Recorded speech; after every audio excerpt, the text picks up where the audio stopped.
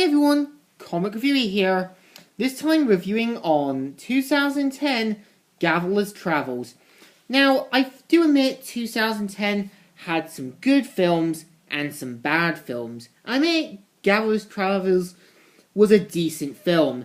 Now, the premise of the film is about Jack Black's character Gulliver, who is this good-hearted, but this guy who works at a dead-end job at the mail delivery room service in a newspaper in New York City.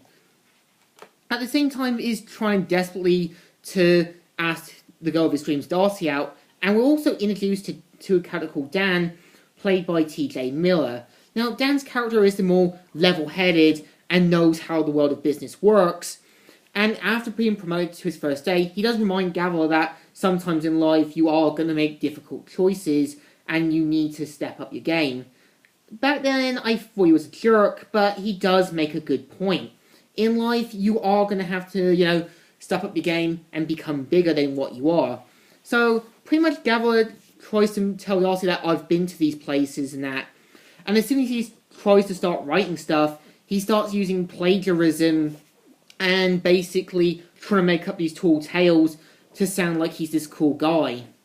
And after being asked to do an assignment near the Bermuda Triangle, he ends up in it and ends up in this other world where we're introduced to Emily Blunt's character, Princess Mary, who is meant to be betrothed to this General Edward guy.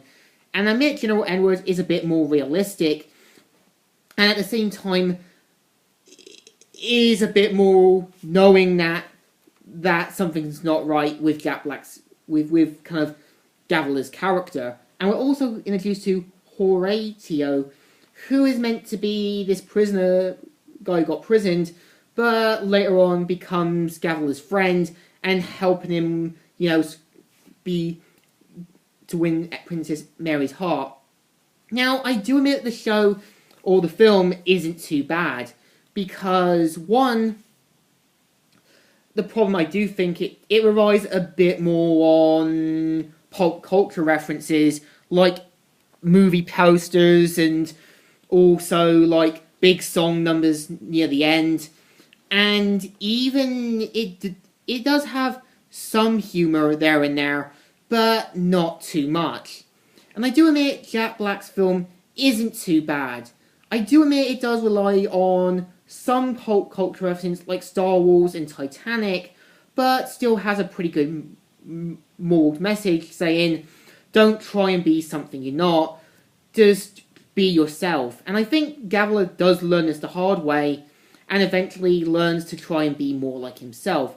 So I admit the movie isn't too bad, and it deserves a good thumbs up. Still good, and still alright. So, Comic Reviewer here, signing out.